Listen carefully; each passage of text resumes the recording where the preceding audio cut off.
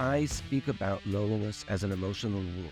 Because if you think of it as a wound, and that's something that needs healing, yes, it needs the bandage, it needs the ointment, it needs the supervision, it needs proactivity on your part. Wounds don't usually heal just by themselves. They need the assist like any other wound. And so if you think about it as a wound, you're more likely to go like, well, I need to heal this now. I need to do something because I'm wounded.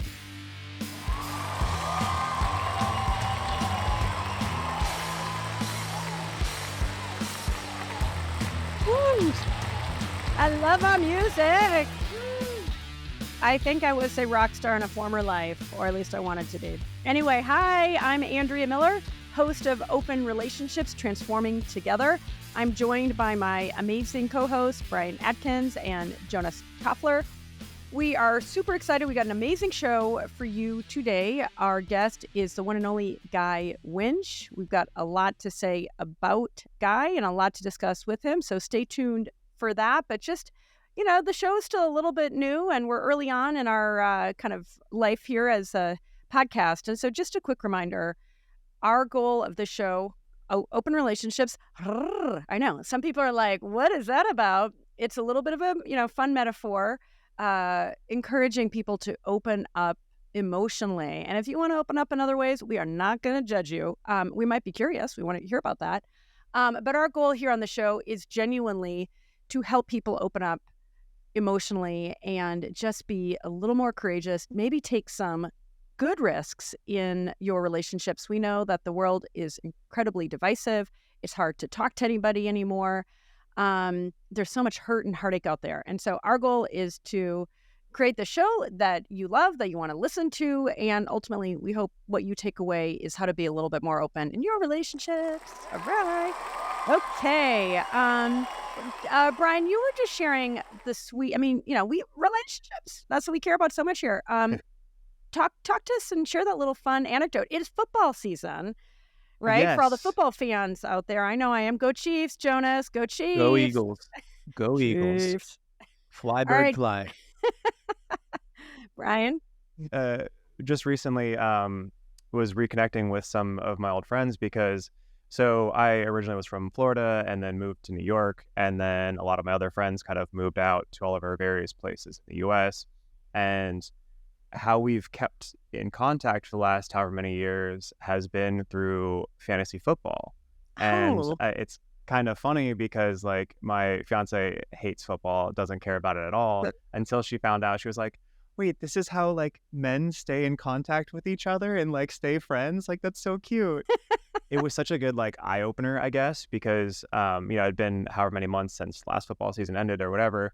And then recently we were doing our drafts, getting our teams ready for the year and everything, and having everyone together and kind of checking in on each other and seeing everyone's faces and stuff. It was kind of like, oh my God, I missed everybody. And it's like a thing where we don't, I don't know, I guess like we don't feel the need to check in on our like guy friends as much, where you're like one of the guys, is going to be the best man at my wedding. And it's like, I haven't texted him in like 6 months. You know what I mean? It's just like, we just, it's like, oh yeah, it's my boy. He's going to be there. It's like, oh, I'll see him in football season or whatever. But then now seeing each other and everything, I'm like, I need to text Will. I miss him. Like, I didn't realize how much I missed him until I was there. Oh, that's amazing. I love that. I mean, fantasy football for the win, for being a unifying force. Who knew? Super cool. A force for good. I mean, the whole notion of the like how we connect. I think the joy of hearing or reaching out or hearing from someone you haven't heard from a long time that has at times been a close friend. I mean, I had this experience earlier this week, where it's like weird. I reinstalled Telegram. Oh, hey. All of these names were populating. Blah blah blah. Joins Telegram. Blah blah blah blah. And you see all of your friends and hundreds and hundreds of people, and then you get a message from someone whom you absolutely love and admire, a fellow writer, and he said, it was Jonas! ! How are you, man? And it's like, wow, I haven't talked to him. Likewise, Brian, it's probably been a year, and this is a guy whom I really, really like, and it was just so nice and delightful, heartwarming to reconnect. And it's just like, wait a minute, we're reconnecting via this app. as Yeah, I opposed mean, to going technology wrong. for good, right? I mean, there's Well, so much exactly. of technology, and it obviously it can be a weapon of mass distraction, as we've talked about a lot on this show. I'm going to just share one little shout out to the public school teachers out there. My older son just started 8th grade, and we had back to school night earlier this week, and it makes me a little verklempt. It's like 8th grade. Oh. And so back to school night, you go to every class, and each of the teachers has 6 minutes to tell you all about themselves and what to expect. And I left his wonderful junior high. Every single teacher made me feel so joyful and so grateful for my son going to that school. It's like, wow, I'm so grateful. And I feel like we're just, we're lucky and blessed. And gosh, there's just not enough praise for the teachers out there. And when I think about what's happening IRL in the real world and building great relationships, I'm going to name check coach and the chair of the math department, Mark Miller. His whole thing is, we start the semester building trust, building relationships, because that's really, if I can do that with a kid, and he realizes that as a coach, that's how I'm really going to break through with him or her in math and academically. And so I was just sitting there in these classrooms getting schooled by these amazing people that are so passionate about teaching. So I just wanted to start by giving, a huge shout out to all the teachers out there. Thank you. Absolutely. All right, Underappreciated. we've got a great show. So let's get the show on the road. Yeah, so we're about to connect with Guy Winch. We have him in the lobby here. Do you want to tee him up, or should we just bring him in and say hi? Let's bring him on in. Alrighty, and so here is Guy Winch.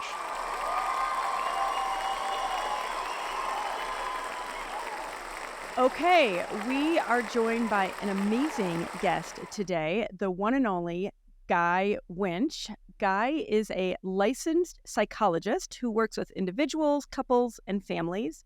As an advocate for psychological health, he has spent much over 2 decades adapting the findings of scientific studies into tools that people who follow his work can use to enhance and maintain their mental health.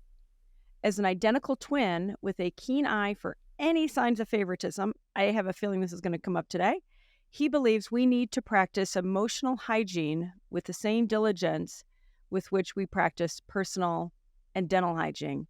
I hope the dental hygiene doesn't come up today. But there's more. There is more. His books, Emotional First Aid, Healing Rejection, Guilt, Failure, and Other Everyday Hurts, The Squeaky Wheel, Complaining the Right Way to Get Results, and Improve Your Relationships and Enhance Self-Esteem, and How to Fix a Broken Heart, have been translated into, listen to this, 33 languages. That's amazing. Guy is a wildly popular 3-time TED speaker. His TED Talks have been viewed over 35 million times. Yes, 35 million. Guy is a prolific online author. His work appears on places such as Psychology Today and the TED blog. Guy co-hosts a podcast called Dear Therapists, along with the one and only Lori Gottlieb, which is executive produced by Katie Couric.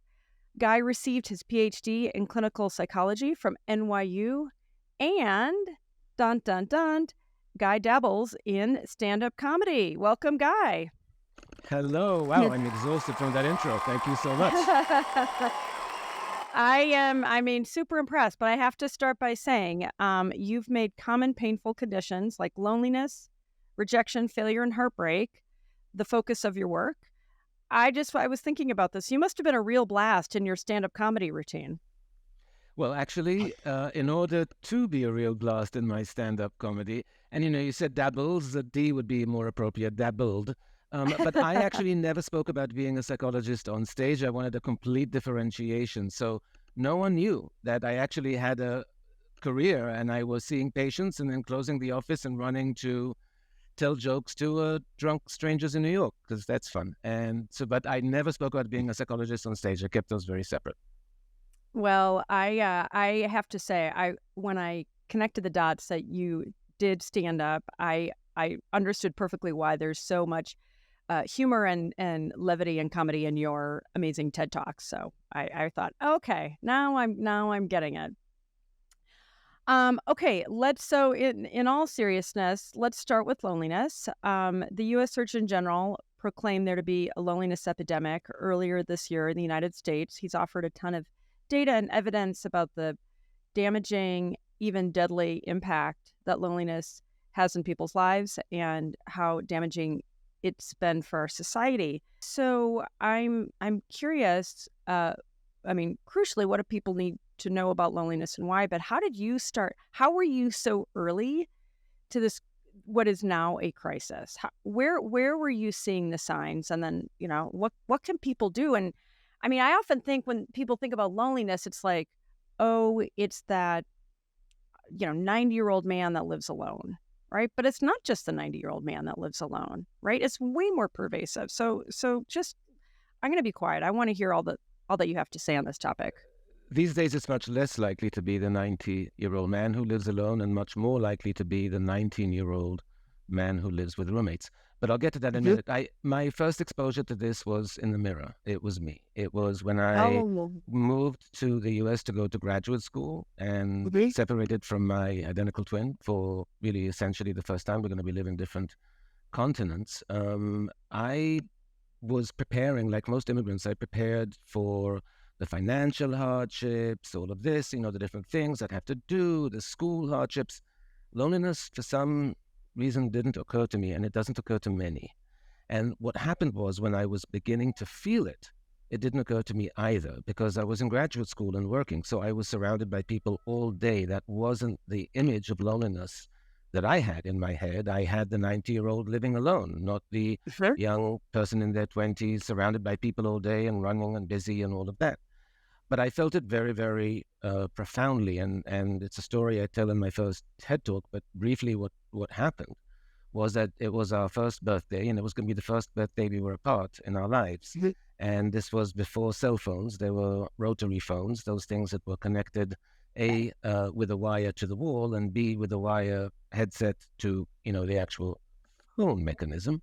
I just waited for him to call me all day so we could talk, because these calls were very expensive. We had very little money, so we kind of saved to be able to talk a little bit more on our birthday, and the phone didn't ring and he didn't call. And my immediate thought was, wow, I've been away for like 7 months and he's kind of not forgotten about me, but reprioritized in some kind of way. He's probably out celebrating with his friends and he'll call me tomorrow. But it was so painful, and it was such a lonely night. And then when I woke up in the morning, I realized that in my pacing around and impatiently waiting for him to call, I had kicked the receiver off the phone, which that meant that there was a busy signal and no one could get through, because it wasn't just him who didn't call. No one called on my birthday. It was a horrible, horrible feeling. All my friends and family were in another country and none of them bothered to call. And when I put the phone back on the hook, it rang immediately, and my brother was on the phone and incredibly upset with me because he had been trying to reach me all day and he didn't know what happened.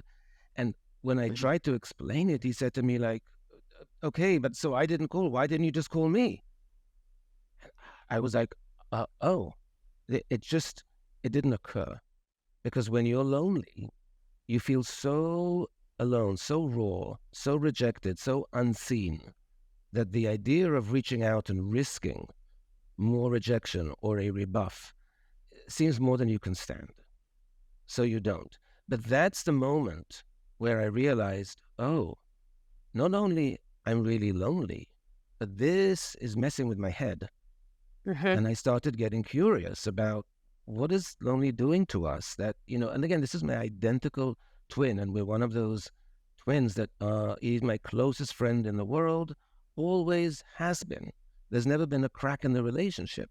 It should be the last thing in my mind. But that's what loneliness does. It convinces us that the people who we have, who are dear to us, who care about us, don't care as much. And then it makes us reluctant to reach out. And that reinforces the loneliness, and it's a very difficult spiral. I mean, it makes you a little irrational, right? I mean, that was irrational. It's a distortion. Yeah, It's a distortion. perceptual distortion. Yes, it's irrational, but it's really on the perceptual level. When you scan your relationships, they don't seem close and worthwhile as they actually are. It's literally a distortion. How old were you when this occurred? Early 20s. Wow. And I feel like there's a lot to say about it, but the thing that feels so acute to me is why you didn't call him, right? And you've explained that, but I just want for people listening and watching, it's like we're always waiting for the other person to go first. And then we wonder why we feel alone and hurt and angry. And then the story, it sounds like what you're talking about, and I've certainly been in that mode before, where then we've got that story in our head that just exacerbates the situation, right? Then we think bad thoughts about ourselves. We think how uncaring that other person is. Oh, maybe we can get back at them, right? I'll show them. I'm just going to give them the silent treatment for making me feel so bad. Right. But Right? the thing is, this is like most psychological wounds. You start with an original wound, and then there are all these ripple effects of how we then tend to make things worse. And loneliness is a great example, because what happens then when you're feeling, dejected, disconnected, resentful is what happens. People who are lonely feel a lot of resentment and hostility because, the world is ignoring them. Of course, they're so pained that that's what they feel. But then when they do try to reach out, you get either over hostile or overly apologetic or overly I'm not worthy, I know you don't have time for me, but maybe if you did this passive aggressive, low self-confidence, and it sounds so unappealing to the other person who doesn't know this story that's going on in your head. All they know is, I've been busy, we haven't spoken for a while, of course we're close, what's the big deal? And suddenly you get from a really close friend, I guess you really don't have time for me. Why? Did you try and reach out? Did I not respond to something? And then you check your text and you're like, no, they didn't. What's this about? So when you're lonely, you then reach out in ways that are, again, not going to get you where you need to be. They're not going to connect you to the person. They're going to push that person away. And I always say to people, remember that in electronic communications, which is how most of them happen these days, over text, there's no intonation, there's no nuance, there's no tone. And so what you think sounds one way, like we haven't spoken in a month, and you might mean it as, oh, we haven't spoken in a month. What it can sound like is, we haven't spoken in a month. And so Right. you need to understand that how you read it, how you wrote it might not be how it's received. And I always recommend this very silly thing. I always say, add an emoji, add a smiling face or a heart. People say to me, really, 12 years of schooling and that's what you have, emojis? And I'm like, well, yes, in this case, that is a good thing to do, because it just lets the person know, and I meant that out of love, if It's a they're inclined to signal. read it incorrectly. Totally. I love that. Okay, so one takeaway already from the show. Emojis, good. More emojis. But I know the current generation, it depends which ones, and you have to use them correctly, and some of them are not good. So be wise in your emoji choice, but use the right ones to convey the tone you wish to convey. All right. Yes. Okay. Let's strike that from the minutes and say big takeaway number one from the show: use the right emojis, no poop emojis. Can we actually add, on the loneliness front, if we talk about the individual experience, Guy, in your case, it was an acute, intense birthday loneliness, which is akin to if you've ever spent a holiday, let's say Thanksgiving alone. Let's say I spent Thanksgiving alone, which I did once. Yeah. It is absolutely heart-wrenching and mind-wrenching. And that is an acute example. We all experience these. Hopefully they're transitory. And hopefully you've never missed another birthday call with your brother, right? Or family members or friends for that matter. But I think the holiday one is particularly intense.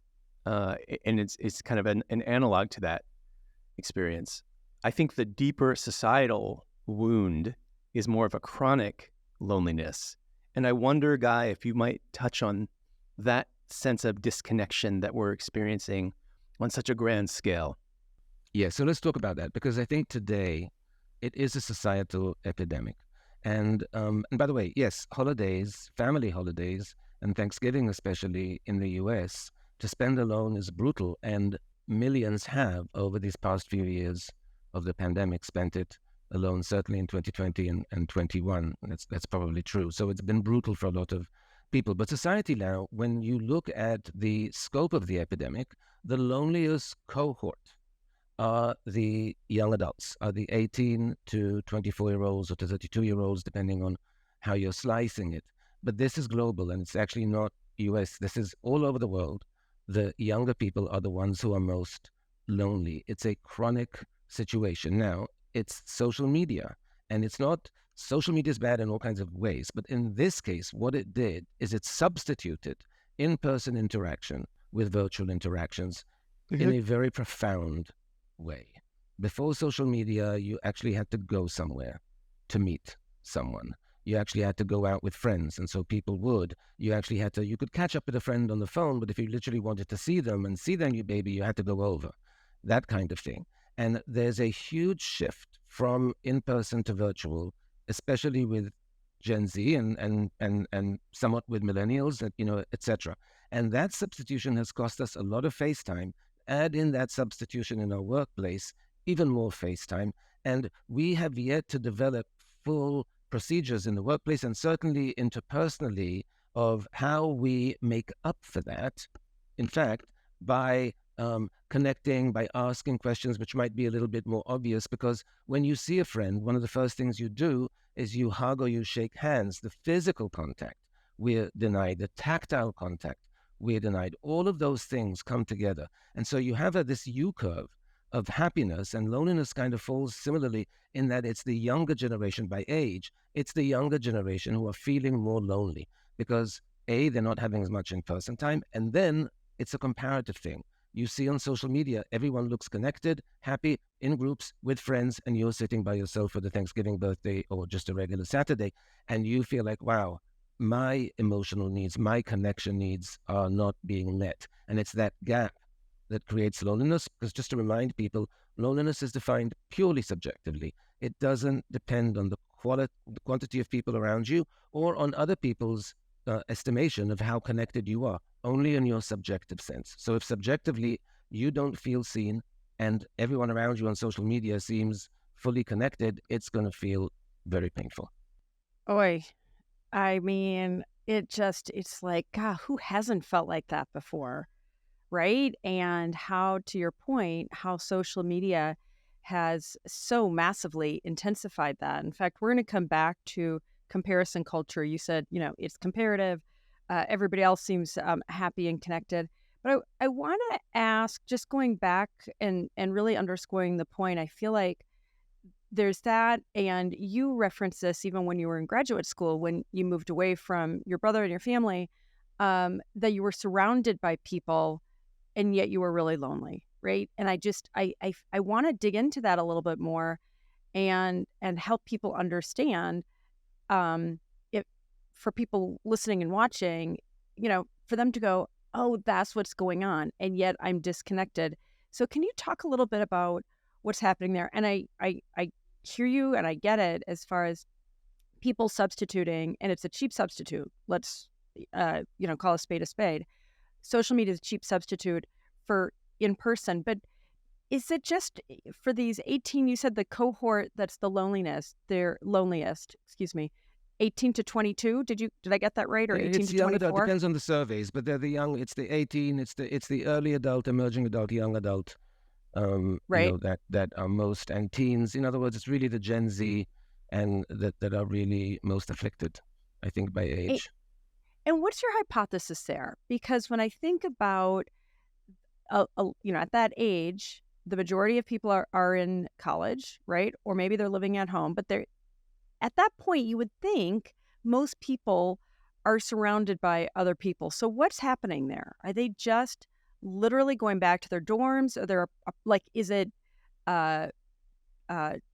together, alone together kind of thing? Or what's happening there? It's first of all, it is somewhat alone together, but it's like this. When we talk about connection and disconnection, to be clear, we're talking about emotional connection and emotional disconnection. When you're trying or wanting to feel connected, when I say, do you feel seen?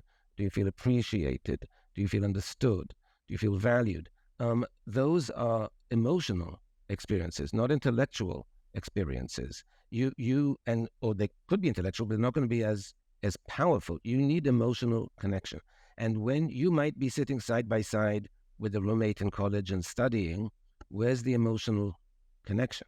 People have lost touch with how to connect emotionally, with what are the things they need to do or say, or how do I actually, if I have 15 minutes with a friend, how do I make that really have good return on investment in terms of my connection to them? If we're just going to talk about chit chat or small talk, nothing's going to happen.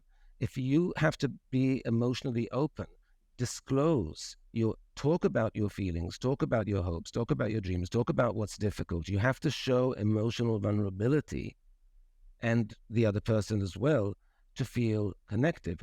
Or you have to go through a certain experience. Men are less verbal in terms of talking about their emotions on average. And so men often connect with one another shoulder to shoulder rather than face to face. And you can connect that way. You can go to a game and cheer together. But all you need to do at the end of that game is saying, man, it's great to see a game with you. Because that quick exchange, and they go, yeah, you too, it's the best, had miles of subtext underneath it. And for those two men, felt like, yes, this was not that sentence, this was the game that connected us. We shared all of that. Without that sentence, you might feel it, but you walk away not knowing if the other person did, and therefore feeling less connected. So we've also lost the know-how of how to connect in a more deeper, meaningful way. And that's also part of what's going on today. I just want to come full circle because what you said is such an aha for me. What you described in the, that very painful experience on your birthday, that you accidentally knocked the phone off the hook, and then those sad feelings started to brew, and your brother asked you the right question. Well, why don't you call me? And I just really want to emphasize the point you were just making. Someone has to go first, right? So you go to this game, or you have this wonderful, what feels like just a really cool, memorable experience, but he or she doesn't sort of give maybe voice to that. And so, right? I mean, shouldn't the message be the one that goes first to make that connection? Yes, because here's what happens to a lot of people in that moment. They know that if they call a friend and the friend just acts like nothing's wrong because the friend doesn't think anything's wrong, that will feel okay, but it will feel much more rewarding to them and much more meaningful to them if the friend calls, because that'll really show that the friend cares more than if they're just there for my call, right? And so you're waiting to get more bang for your buck. But what I remind people is your friend has no idea what's going on. They don't know this moment is important. They just think everything is fine with you and you're busy and they're busy, and so they don't realize that. So go for the thing that might be slightly less nourishing, but plenty nourishing in and of itself, rather than do without or risk doing without because your friend doesn't know that you're feeling bad and that you really need them to call. Give them a hint. Amen. It feels like just kind of the ultimate power move in terms of self-care and maturity and wisdom. Quit waiting for the other person to go first. I mean, I feel like it's so common, when I think about how challenging marriage can be. He should know, right? Do you hear and see a lot of that? He should know. He should know that, or she should know that they should read my body language better. They should, right? I mean, we're waiting for the other person to go first way too often, aren't we? Yeah, there's a fallacy we have that the more we know someone, the more we and they can read our minds and we can read theirs. And actually, the research shows that the longer a couple are together, the more mistakes in perspective taking they often make, just because they don't actually take the time to ask themselves, wait, what does she think about this now? What does he think about this now? Because, well, she told me in 1998. Why do we need to ask now? It's already been 25 years. Surely she hasn't updated what she thinks, and so couples don't ask one another because they know one another. Family members don't ask, oh, how do you feel about this? Because, well, I know how you feel. You told me a while ago. And it's very true that, I always say a couple, it's very rare for somebody to walk into their spouse and go like, I've updated my thoughts and feelings. Here's a PDF. Talk to you later. They're not going to do that. So you're not going to know unless you ask. You cannot make those assumptions. But I think you just nailed it again. You're not going to know unless you ask. So I feel like this idea of really taking the burden upon yourself to, not burden, but taking the initiative to be curious, right? Particularly in a longer relationship. And, as my parents age, I'm just like, oh my gosh, let me just ask you guys. And I tease my dad. I'm like, okay, more annoying questions from me. And he chuckles. But at this stage, I feel like as our parents age, you go, oh, I don't have that much more time to be curious about them, right? Whereas in a marriage, often you feel like, oh, I've got all the time in the world, or other relationships where there isn't that scarcity of time that is causing you to behave differently. So I'm saying to myself, oh, Andrea, just be more curious in my relationships. Do you think that's good advice for people? I think curiosity is very important, but what I'm saying is that we have a bias here. We have a misperception that we do know what the other person thinks because we know them. And we will allow that our opinions, feelings, and thoughts might change over the years due to life experience, context, situations, maturity, what have you, but we don't do the same for the other people. We tend to see them frozen in time. And that's a bias we have to get over. Yeah. One point I would add, Guy, and this is certainly resonating in terms of, being proactive and being curious, as Andrea put it, and the bigger point I think about friendships or family relationships in general is that it is a contact sport, meaning in your case, picking up the phone, right? Or, in Andrea and our case, we speak often. So whether it's by text with emoji or checking in on one another, right? And we do that, company-wide. But I think the point is you don't know, you're projecting how someone else might be feeling, and they're probably doing the same with you. And I've certainly experienced this in some of my deep, deep friendships for years. We might not talk for months on end. And in having this breakthrough, this consciousness around friendship, it's on me. The burden is on me to be a better, more proactive friend, family member, participant in a relationship rather than thinking about it. Amen, Jonas. I mean, I feel like that really, when I think about, yes, relationships as a contact sport, and recognizing this loneliness epidemic for people who are, again, tuned in and take this kind of thing seriously, as we all should. I just feel like, okay, let me be the one that's going first and being curious. And I love this. It reminds me of when you haven't seen a family member's child or a friend's child for many years, and you go, wait, you were so little before, what happened? Right? I think that whole frozen in time thing that you described, Guy, it's like we are, it happens so unconsciously, right? So I think that's also a great takeaway for us to try to be a little more aware of how people change. Yes, look, it happens very, very unconsciously, and we make a lot of assumptions, about the other person. But I always say to people, when somebody calls you or texts you that you haven't spoken to for a while, and it could be even years, and suddenly you see their name and you go like, oh, them. And you have this warm feeling, but you hadn't thought of them lately because your lives are busy, etc., etc. We all have a lot of those. And that's why I speak about loneliness as an emotional wound.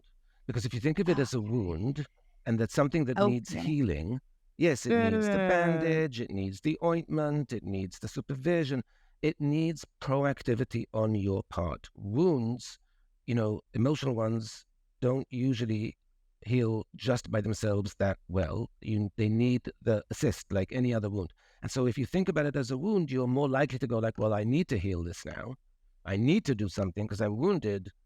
And that helps motivate people to at least frame things as take, control, be on top of this for yourself.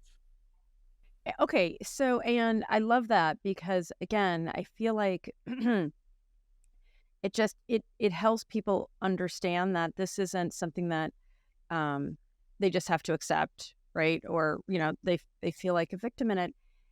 And at the same time, I do feel like it's, in a way, it's normalized. So what do you recommend, right? Because it feels like people will say, oh, I reach out, nobody reaches back to me, or I don't have anybody to reach out to. So I feel like there's potentially some logistical issues. But give us, but you're the expert here. So what should people be doing? So first of all, when I talk to people about this, the first thing I do is give them the information that you said a little bit at the beginning. This is impacting your long-term health your longevity, literally, this is shaving years of your life if it's chronic, and certainly your happiness and life satisfaction. So you have to take this very, very seriously. You have to take this as if you had some kind of injury that's preventing you from walking. And obviously, well, I can't do without walking. I have to start putting myself on a program to rehab. And that's Right. what you have to do. You have to put yourself on a program to rehab. This is not a little bit of effort here, a little bit of effort there. It's a lot of effort everywhere. This is your Number freaking one. life, right? This It's is your your life. In fact, you even talked about how it impacts your immune system, right? Yes, yes, it does. It Mhm. really suppresses the functioning of your immune system, which is why it has such a long and difficult impact on both Right. health, longevity, and mortality and morbidity and illnesses. Because if your immune system is suppressed, then you're going to get sicker, than you would otherwise. And so you have to be aware that this is a full-on program. You are rehabbing yourself. You are getting yourself out of a very difficult, dangerous situation. And therefore, all hands on deck. It's not about Yeah. maybe I'll do this, maybe I'll do that. Do everything that you can do with the following understanding. It will all seem incredibly scary. It will all seem like a leap of faith. There's something very difficult in saying to someone who feels very, very lonely, you have to reach out and risk rejection, risk not hearing back, risk ghosting, risk whatever to help yourself. And that's the thing you're suffering from most. It's almost, but again, I've been through a lot of physical therapy. It hurts where the wound is when you're going through physical therapy. It's not pleasant, but you need it to heal. And those moments of difficulty, you need to be brave. You need to, start putting together the support as much as you can and start advocating for yourself and really start reaching out, because you can take care of it quickly if you really do it well. Amen. And I loved you when I think you were doing, I don't know if it was a podcast or something online. And I recall you describing that there's this whole Facebook group that you were interacting with. And there was somebody who said something to the effect of, but I don't even know who I can reach out to. Right. Yes. It was an interview about loneliness. Right. I think it was an NPR channel. And they used their Facebook page to get questions live that they would then ask me. So I had access to the Facebook page, as did they. And then a lot of people would ask questions. It's Facebook. People are there with their names.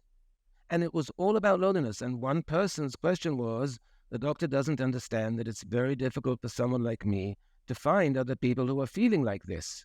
And there were tens of thousands of them right there on the page, many of whom liked the comment. And yet he didn't see that there were the people. That's the blindness that we have. We're so used to this that we're not seeing it. We're not exploring it. And that's the thing about open your eyes, and reach out. And we can do that with our strong ties, which are the friends and the family, and with weak ties. The aggregate of weaker ties, the acquaintanceships, the service providers in our communities, the people we just pass and say hey to on the street, if we cultivate those add up to a feeling of belonging to.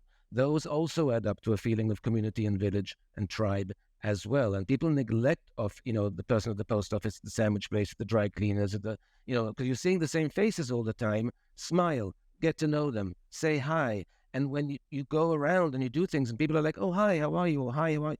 That feels more connected. Again, it's an all-out effort. You should do both. But there are many areas in which people can take action.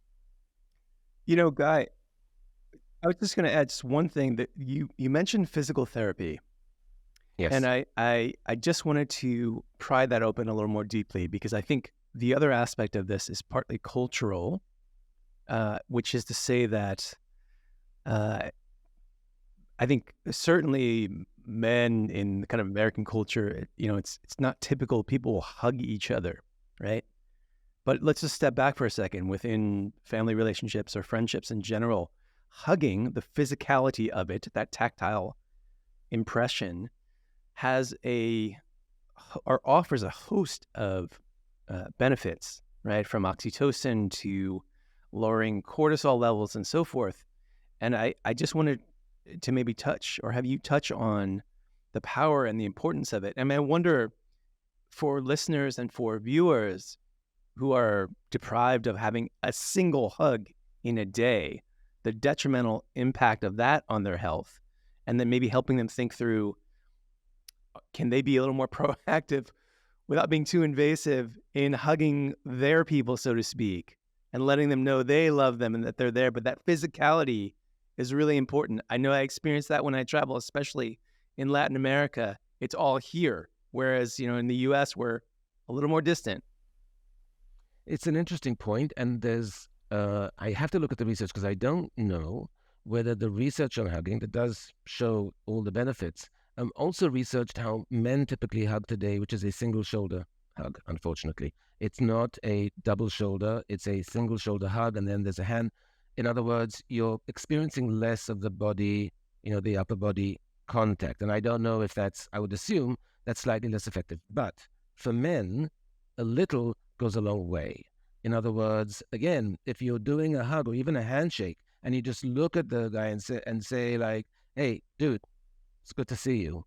There's a lot of subtext in there. And if they smile at you too, that's a moment that feels connected, that then makes whatever the conversation that goes on after feel more connected because of that moment that preceded it or that might come at the end. It can be a very brief acknowledgement, but an emotional one. That, dude, I missed you, or dude, it's good to see you, is not terribly emotionally vulnerable, but it's enough that if they respond with a smile and they respond in a certain way, you feel that connection. So again, you need to mind this from wherever you can and take the risks that you can that seem manageable to you. You don't have to go all out to somebody you never had this kind of conversation with and be like, let me have been crying in my bed all night for 2 weeks. The other person will be like, whoa, I thought we were watching the game. It might be a little much. So you have to measure correctly. But a little can go a long way sometimes. What's been interesting to me, I feel like just you talk about sort of those weaker ties and service people and so forth. There was somebody here in our home recently doing some work, and he had to call a vendor because there was something he couldn't do. He had a broken window, and to listen to this man say, hey, and the person he called clearly wasn't his son or somebody close, but hey, I really appreciate you. And I feel like I've been hearing more from men, in our circle, talking to each other, hey, I really appreciate you. And it's like, oh, joy. And they're not even saying it to me, but to be in that, I feel like that energy of these men. And again, it's such a small gesture. So, Guy, to your point, these small gestures go so much further, I think, than people realize. And I feel like the data shows that this loneliness epidemic has hit men, particularly young men, far more than it's hit women, right? And how men are socialized and so forth. And gosh, we could talk for hours about that. But it does strike me, for the men listening and for the moms who have boys like I do listening, to really try to nurture that risk for them to be the ones to initiate the, hey, that was amazing with you, or I appreciate you, right? Because as to your point, it's you're being seen. You're you're the person that is sort of affecting this feeling of appreciation and so forth. First of all, two quick thoughts here. Number one, the term "I appreciate you," which is more and more prevalent now, I think it's great for men because it doesn't sound too mushy. It doesn't sound too much, but it conveys a lot. So I think it's very, very useful. And secondly, I'll say that if you raise boys to say those things in the home, to express that in the home. I remember I was at a friend, and her son was at the time 13, I think, and he had a friend over, and they were playing a competition video game, and I was just half listening because I was, and there was a moment where one of them did something, and the other one said, "Oh, I'm really proud of you," and then the other one did like, "Oh, I'm really proud of you." Now, clearly, that's something they learn within the home, but it was just adorable seeing these teenage boys expressing, "Hey, I'm proud of you," like that. I mean, again, so and later on they'll be able to say that more easily as adults. We can socialize boys to do a little bit more of this. Oh my God, Brian, can we give a big clap and all the sound effects for Guy and for parents? Woo! It's true, right? My kids are 10 and 13, and I'm like, oh, I think there's been a little indoctrination in that. And you're so right.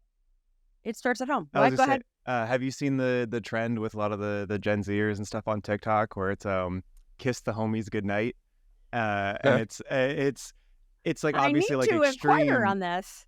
Yeah, it's obviously like extreme, but it's like the point is to kind of normalize, you know, sharing emotions between men and stuff like Right. that, which is a very like fun, almost like you said, it's like a U-shaped graph where the younger people are also like the most lonely, but then they're also trying really hard to connect with each other on a very like real level, because I mean they've been born in the algorithm, right? And like I know, especially as an artist, we used to have to tell each other in the early days of like Instagram and everything, hey, don't only follow other artists that are better than you.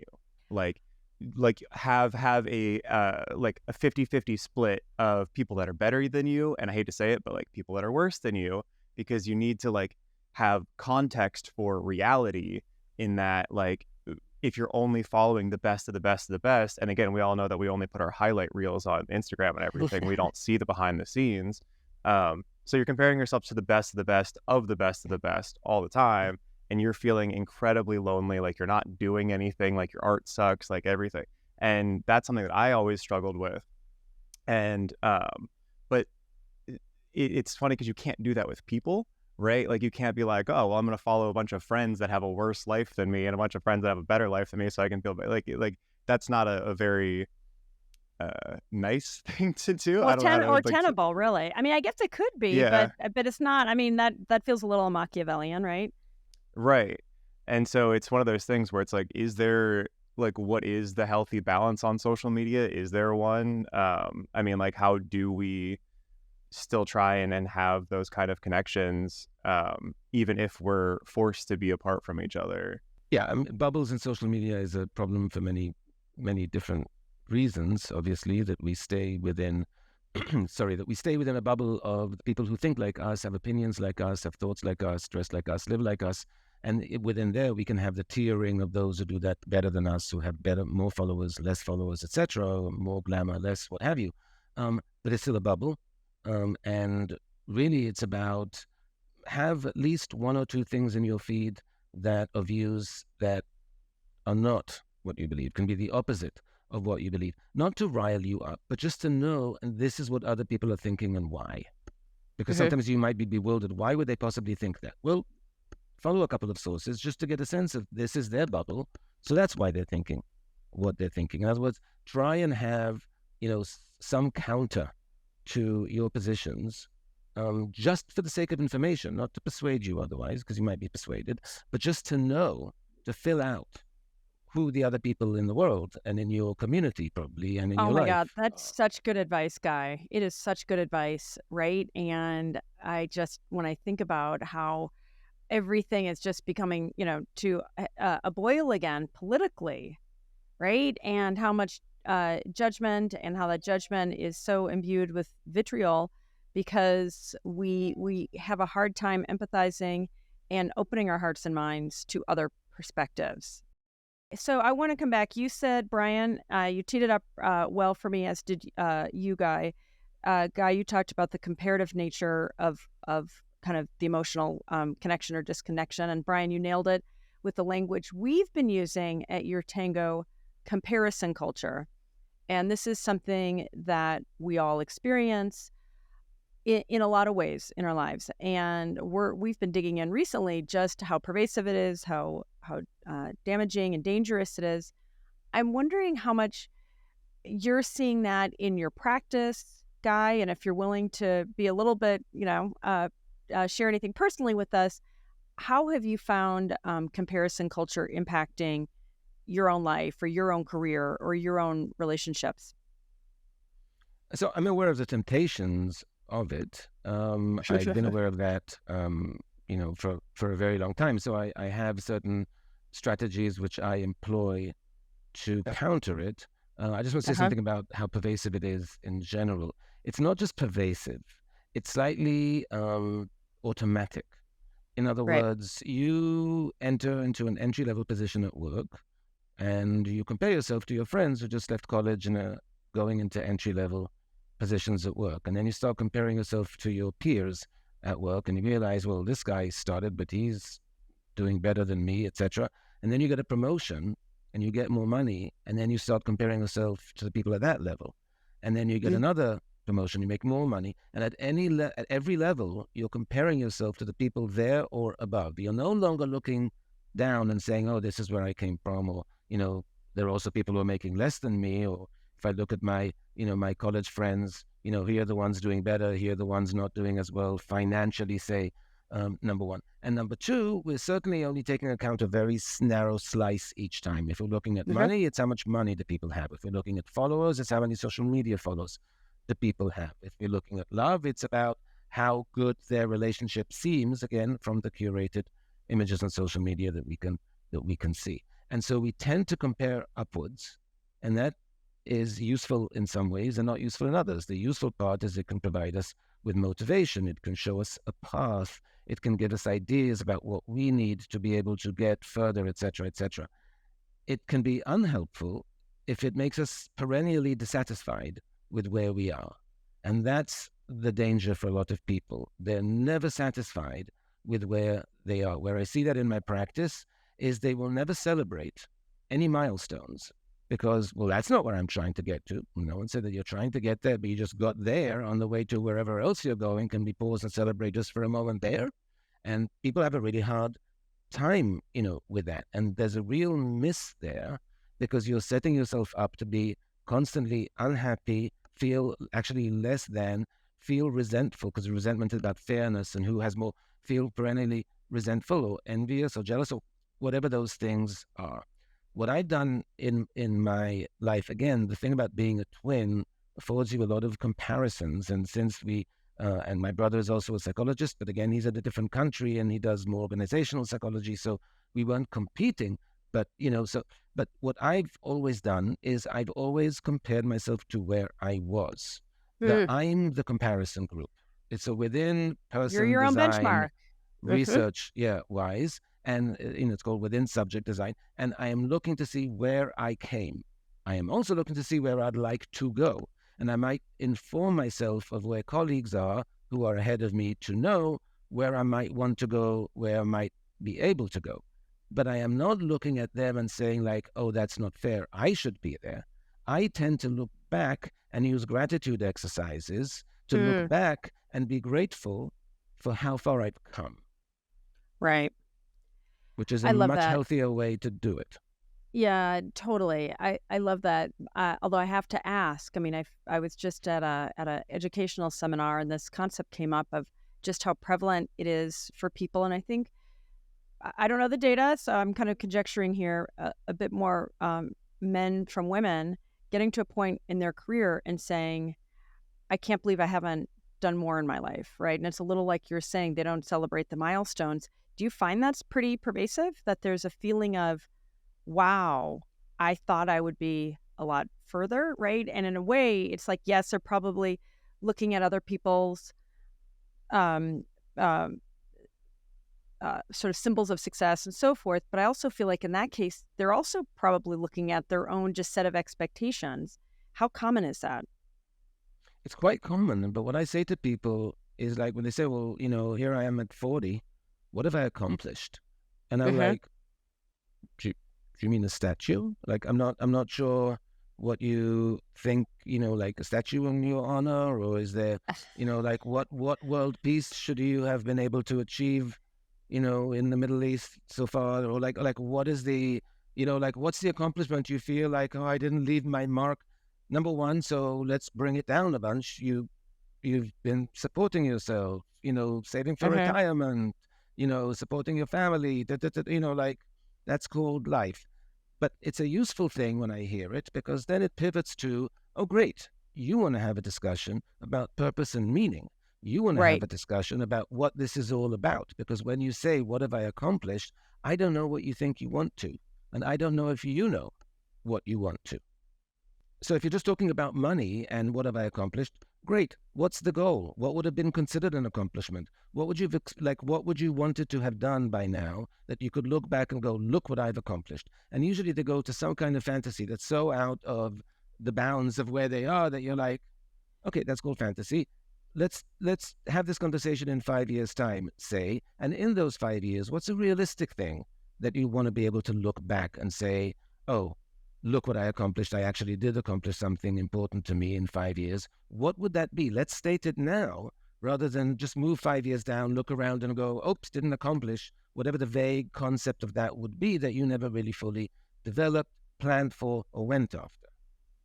Yeah, I appreciate that perspective. It reminds me of, do you guys remember that movie, Mr. Magnum's Opus, with Richard Dreyfuss? He was a kind of an older school teacher who had been working. I haven't seen this movie in probably over a decade, but it's this beautiful movie about a man who had, as you're describing, these. It's a fantasy. It's a beautiful fantasy about writing a symphony and becoming famous from it, and he didn't achieve that. And I don't want to give too much away because it's a wholly worth watching movie. But what he realized, as he was breaking down and feeling like he didn't do enough, or he wasn't enough in his life, as a music teacher, the people that he touched and how profoundly he touched them, and it's just something that I think about from time to time. It's like we were so tough on ourselves, right? And we're thinking about what's not there rather than being able to take that holistic view of the impact that we have made on lives. I also feel like especially in America, with we're in the news business and media business, but when I think about this hyper focus on the freaking unicorns, right? And geez, you're not successful unless you're Elon Musk or Mark Zuckerberg, or unless you're a billionaire. Well, forget it. Well, you know what? 96% of businesses fail. And so it just, I guess part of me wants to be a zealous advocate when it comes to people, particularly those who have worked hard and built relationships and haven't had the memorials and statues and Pulitzer Prizes given to them, to say, you know what, don't buy into the bullshit of your life isn't as valuable because you're not a unicorn, right? Or you haven't had that statue erected to you. But I feel like we're in a society that there is so much attention on that super elite, that again, comparison culture, that can make people who are pretty darn accomplished by comparison still feel like, gosh, I still haven't done enough, right? I mean, do you feel like that, there's something to be said about and then obviously social media, I feel like magnifies that as well too. What did you say? Everybody else is having more fun and they're more connected than I am. Right. And look, I agree with that completely. What I say to people when they say, because I can't tell you how common it is for me to hear from people, unfortunately common, like, right. I want to be a billionaire with a B, as an ambition. It's a life ambition for some reason. And I will always, and these are people, and some of them might become that. I mean, they have the talent to. But my question is great. Why? What for? Right. What's the big plan of what you're going to do once you're a billionaire that's going to make that effort worthwhile? And it's amazing how unarticulated it is beyond, well, but I'll have a nicer home and a this and a private jet. And I'm like, great. But if you put the private jet aside and the size of the home aside, what else are you doing all day? You'll get used to the private jet. You'll get used to the big home. And then it's going to be about what exactly? And for some of them, they'll be able to say, oh, it'll be about, well, I really want to do this. I really want to help people in this way. Or I really want to, and I'm like, and why can't you do all of those things before you're a billionaire? Right.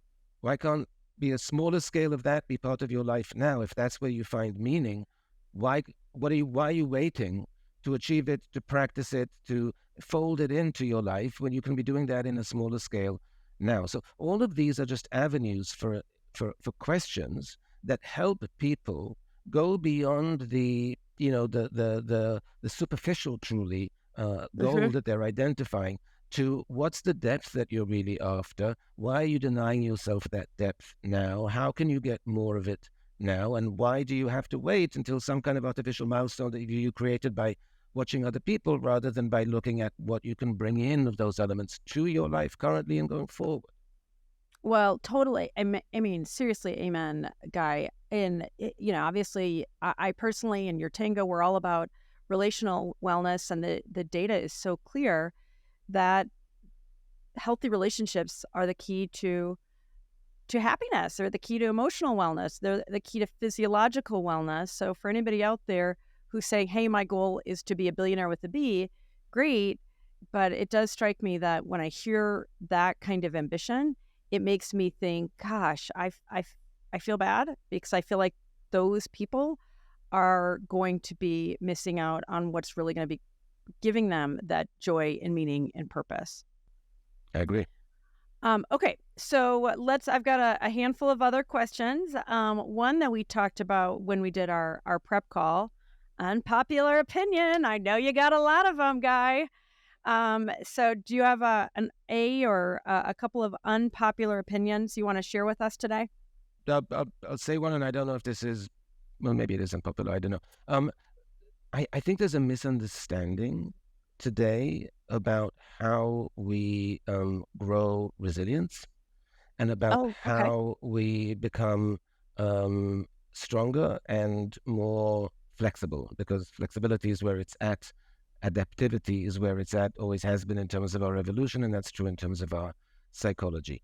And the way you become more adaptable and the way you become more resilient is by putting yourself into discomfort, putting yourself into unfamiliar situations, dealing with opinions that are not favorable or do not sit well with you, getting into those discussions, going through hardships, putting yourself, people, say like, put yourself in a cold shower for a few minutes just to adjust your stress response. And that's a physiological response, but you need to do something similar for your psychological responses as well. And I think that there's a lot of way too much sheltering and preventing emotional discomfort and hardship. A lot of parents today are trying to clear the path for their kids rather than help their kids clear the path for themselves.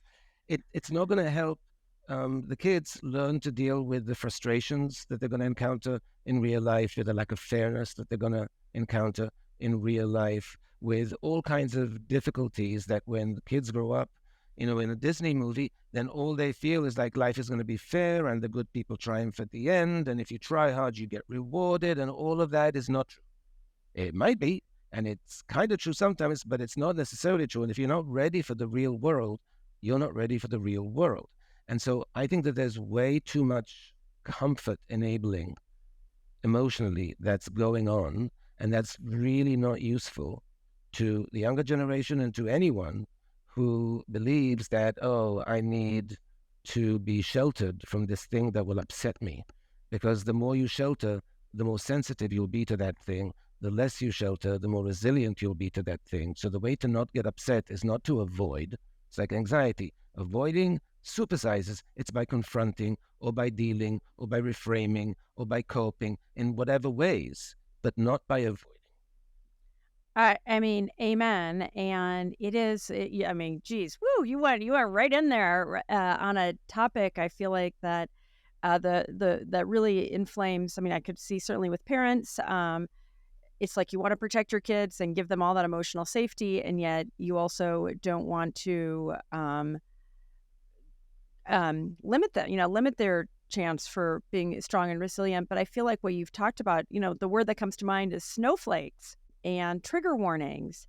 And so I'm just curious when it comes to, gosh, I mean, especially I feel like it's been a raging debate on college campuses.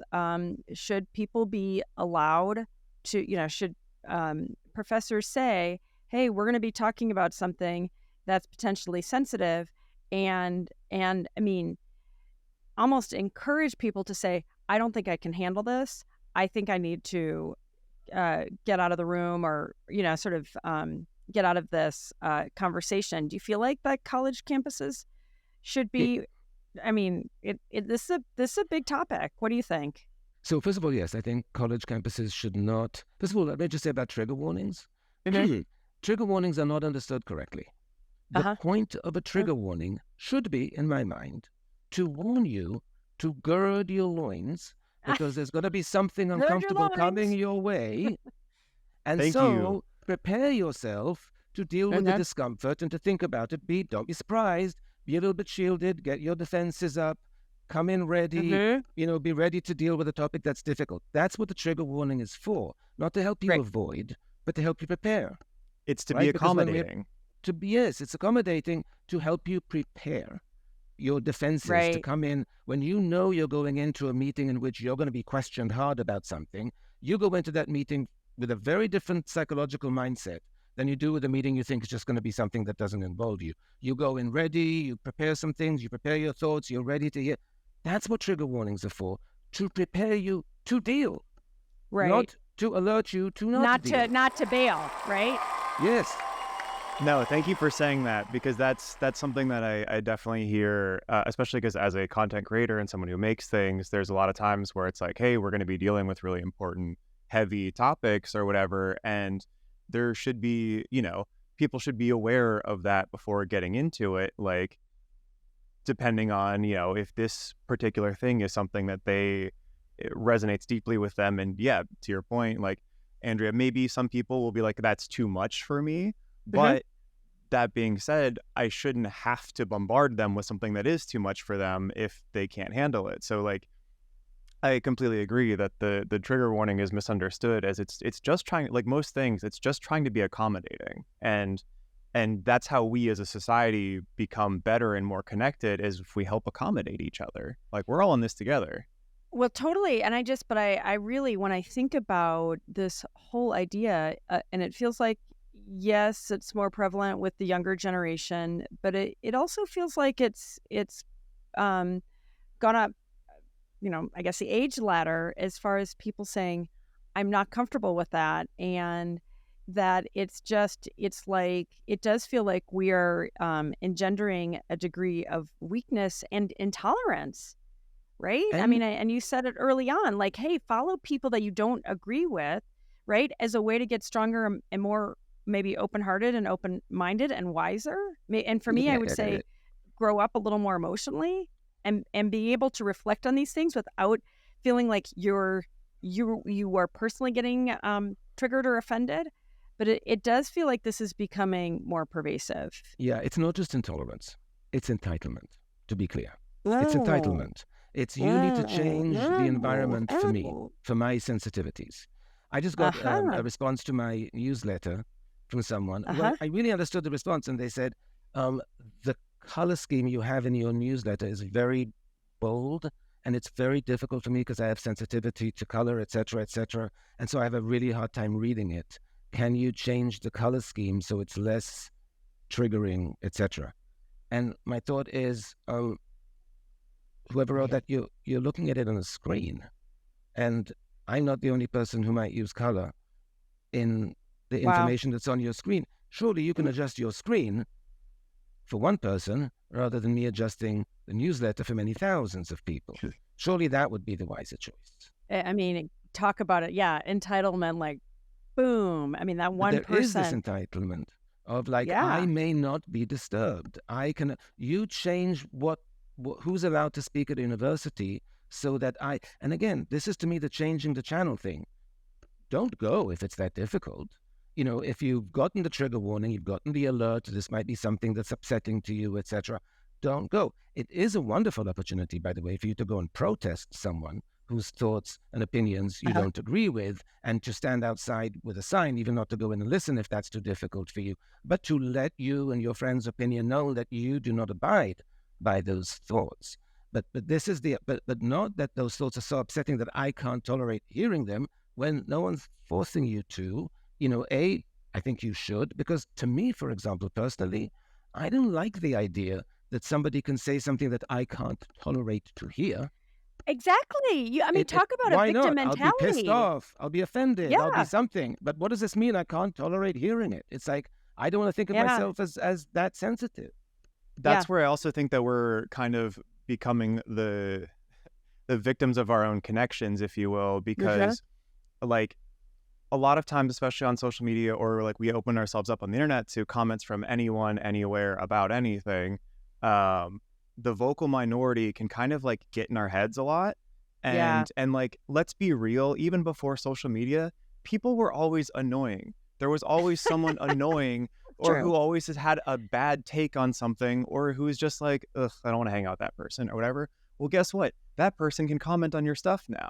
And there's, I think, this idea that like when one person is like whining or like, oh, that's too much, or they're getting really like, I'm triggered because you're like, there's a famous, like a couple years back, Demi Lovato was getting like frozen yogurt or something, and there was sugar-free cookies or something, and she got triggered by the sugar-free cookies because it reminded her of her own eating habits or whatever. And everyone was like, diabetics are allowed to have foods too that are sugar-free. Right, You know what I exactly. mean? Yeah, And wow. so there's always going to be annoying people that misuse triggering or misuse canceling or misuse whatever it is. Yeah. Those people are always going to exist, and they always are going to be able to comment on your thing. I think there is a level of personal responsibility of like being able to go like, okay, that person's annoying and not indicative of my whole audience necessarily. Like, to your point, you're not going to change your whole newsletter because of this thing, if necessarily like you were using language or phrasing on things around, I don't know, like domestic or stuff, something like that, where it's like, hey, can we phrase it a little bit differently because those words are hard to hear? You know, maybe you might take it more into consideration, but we, as you know, the keepers of our own worlds, need to be able to kind of be like, okay, that person went too far with it. That's not like society at large. That's just one annoying person. Well, but I feel like as a mom, you know, I say this to my kids all the time. They're 10 and 13, two boys, and it's like they're often reacting to each other. They're reacting to the world around them and so forth. And to me, the ultimate power move and the ultimate empowerment is to say, okay, you know, I disagree with that, or that's interesting, or whatever, right? Rather than feeling like that is something that that you must react to. Like it makes me feel like, golly, we've been so socialized to take things so personally, versus saying, you know what, that reflects somebody else's perspective. I find it fucking offensive, but that's it, right? And then just being able to go, okay, what's for dinner? Right. But here's misunderstanding too about triggering, right? That people get wrong about triggers. What is getting triggered are your feelings. Your behavior is still on you. Amen. The fact that your feelings got triggered does not give you license to behave in any which way because my feelings got triggered. That is always on us. Our behavior is always on us. Our emotions can get triggered, true. But then you have to deal. And you have to manage them in a way that doesn't give you free license to act in ways that otherwise would not be acceptable. I love that. Yeah, there's a famous quote on mental health and neurodivergency or whatever, that it's like your mental health or your mental illness isn't your fault, but it is your responsibility. Yeah, that's a good one. Okay, I've got a couple more burning questions. We talked about this one briefly when we met a few weeks ago. Uninvited Buddhas. That's one of my pet sort of concepts. And for anybody who hasn't listened or watched the show before, an uninvited Buddha is somebody who has entered your life that can be really annoying and frustrating. Often somebody you resist, maybe even resent, but ultimately somebody who has something to teach you. And so, Guy, I feel like you had an interesting perspective on this idea of uninvited Buddha. Yes, But because you may have changed your mind. So no, who's your uninvited because Buddha? my thought is you're right. The people enter our lives who can teach us things in a way that's not necessarily easy for us to learn. Right. Great.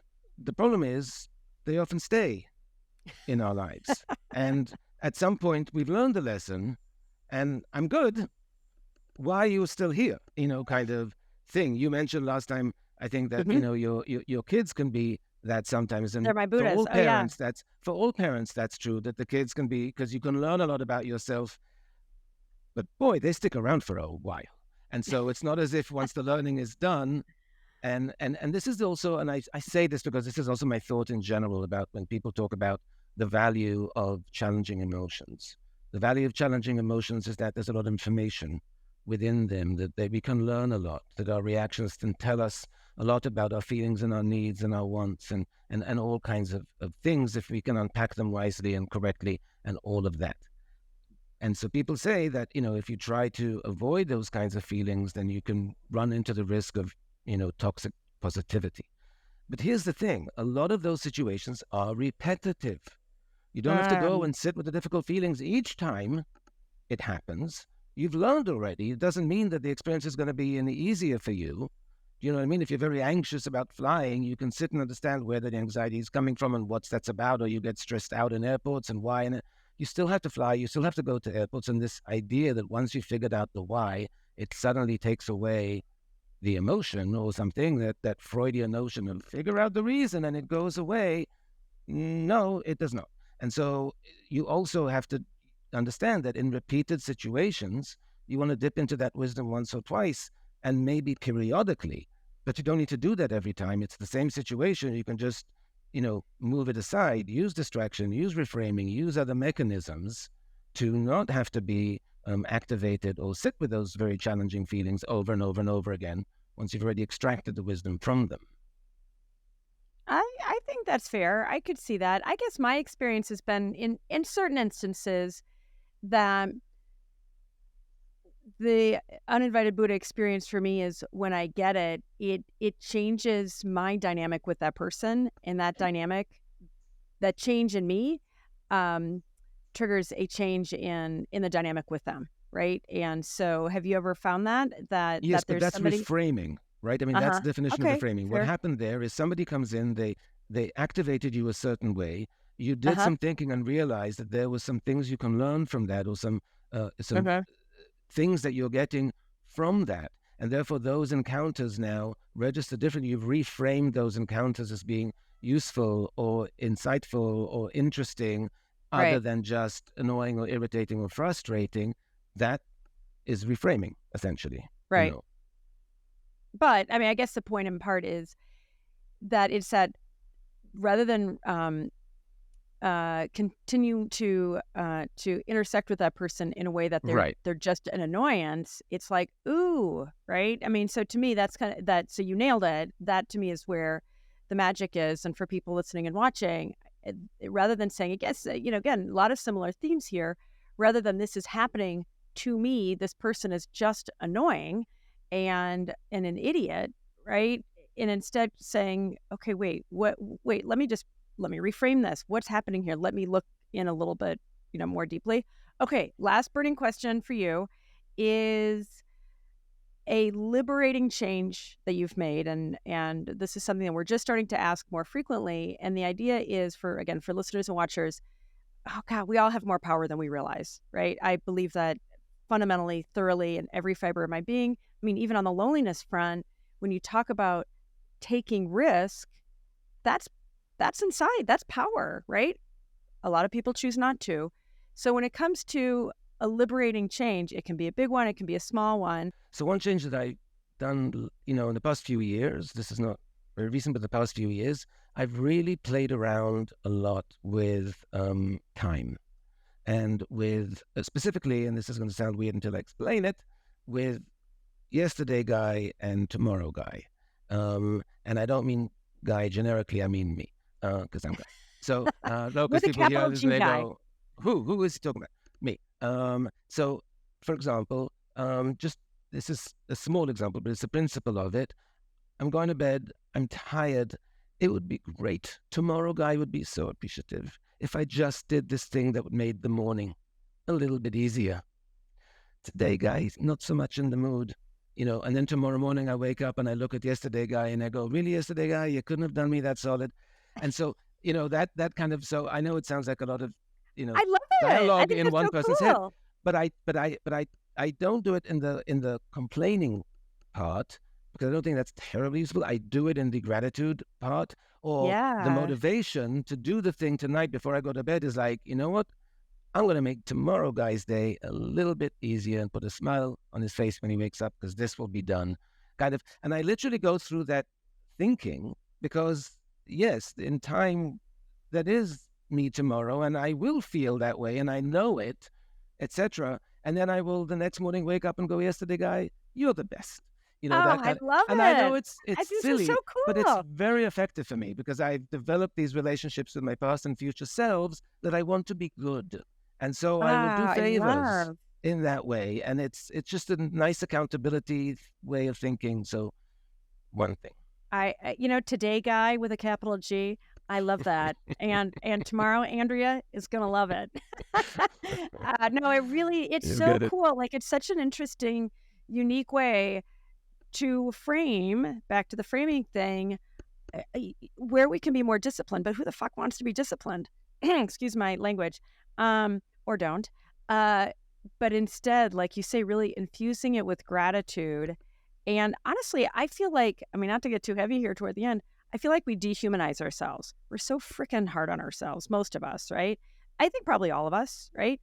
And so when I think about yesterday guy, today guy, and tomorrow guy, and that self-care and that a little more discipline and a little more, thinking about how you can take care of yourself with that framing, it just feels like the opposite of dehumanization. It just feels It's like relational. amazing self-care. It's truly relational Totally. because it's compassionate, it's considerate, it's kind, it's all the things we want to Yeah. bring into our relationships. Well, that's your relationship with yourself. And I am very Mhm. strongly believe in that self-talk and the whole inner relationship with yourself is profound and super important and really, and I'm proud of my self-talk because this is part of self-compassion. This is part of a lot of those kinds of things that if you can switch your self-talk to a positive, compassionate, considerate kind of way of being with yourself, boy, does that do a lot for your emotional health. That's the game changer. That's it.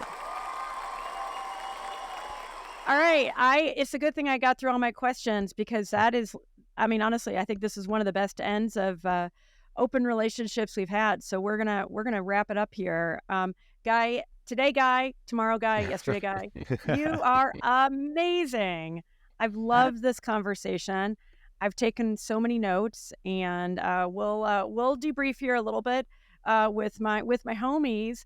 Kiss my homies goodnight. Oh my God, Brian, that is in my head for a long time.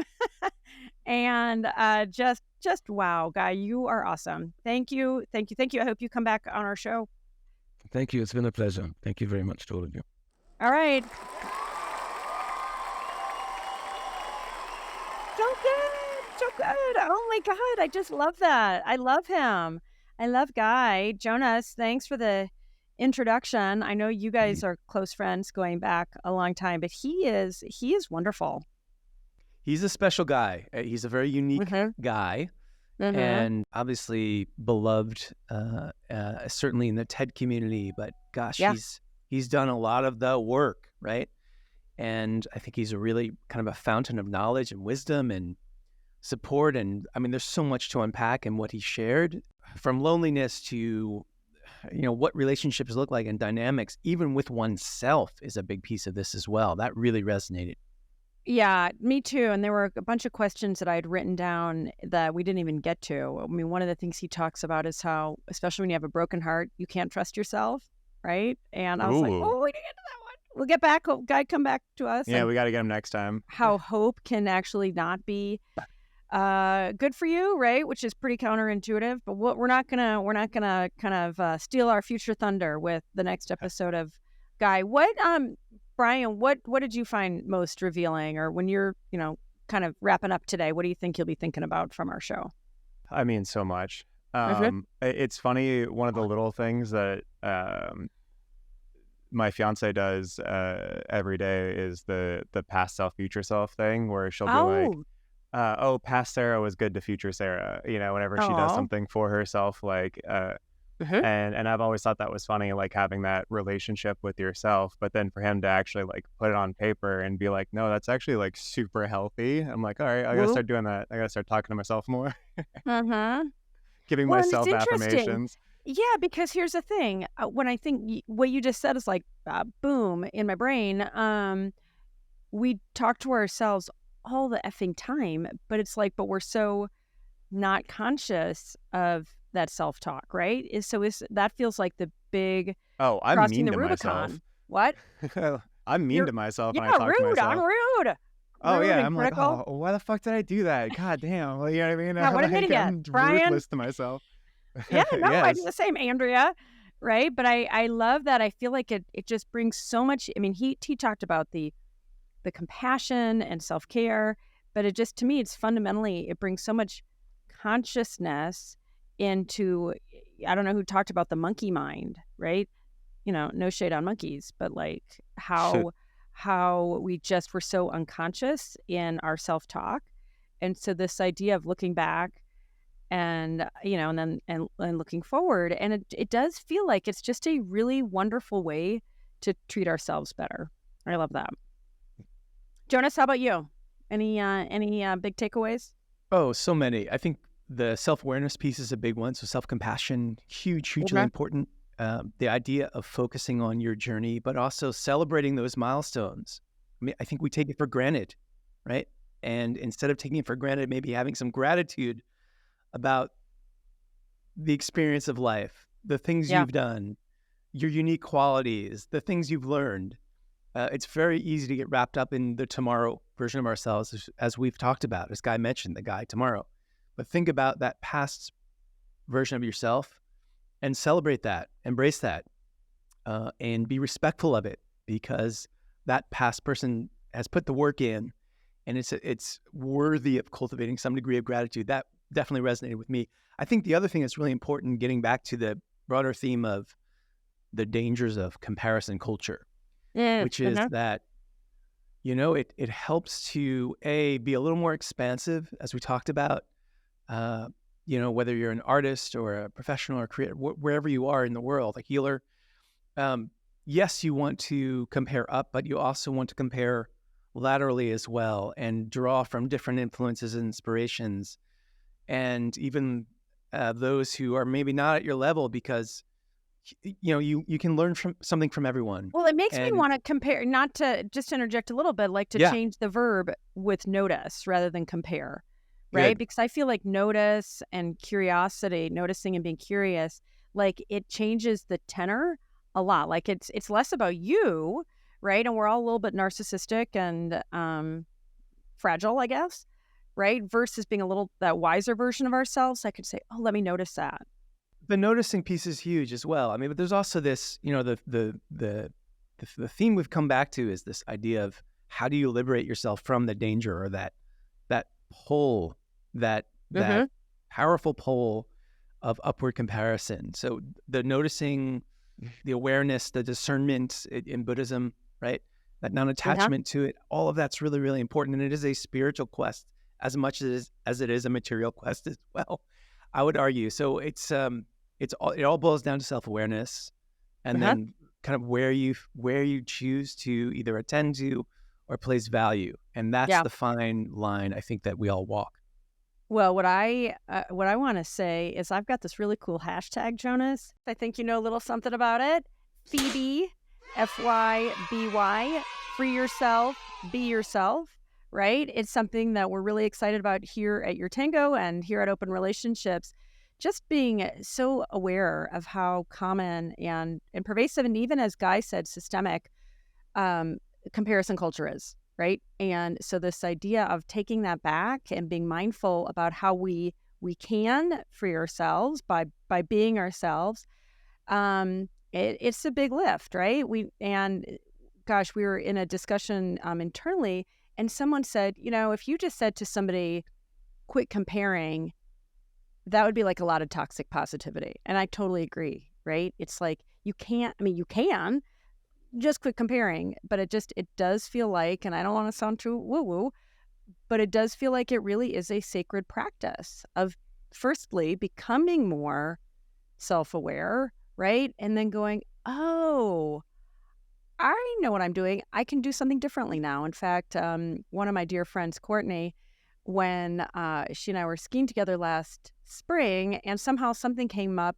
and she goes, you know, that's for me. And it was something that maybe she didn't have. And I don't even remember what the exact context was, but I love the takeaway. rather than looking enviously and saying, oh, like I'm going to feel badly about myself, she like brought her best manifesting self to it. And she's like, oh, that's for me. And I found myself doing that when that little bit of insidious kind of comparing thing bubbles up, I'll go, oh, that's for me. And it's just like, it totally changes the energy, right? Rather than saying, I suck, I'm not enough, right? Which I do sometimes. I'm not going to lie. I do that from time to time. But I love the idea of, oh, that's for me as an antidote to, gosh, I suck and I'm not enough and everybody's doing better than I'm doing. No, it's funny because as a photographer, like I'll have other photographer friends and stuff. And I tell this to my friend Hillary a lot. Like, I'll be like, I'm going to say this and I mean this as a compliment, but like, I'm jealous. Oh. And it'll be like, I'm jealous because you crushed it. You know what I mean? Yeah. It's like that's so cool. the being honest, about it. Where it's like, I'm not gonna lie to you. Like, I'm jealous. Like, that's a really cool thing. But like kind of being more open about it and using it, I don't know, framing it that way. It's very much, I don't know, healthier. Like we're reveling in your success together.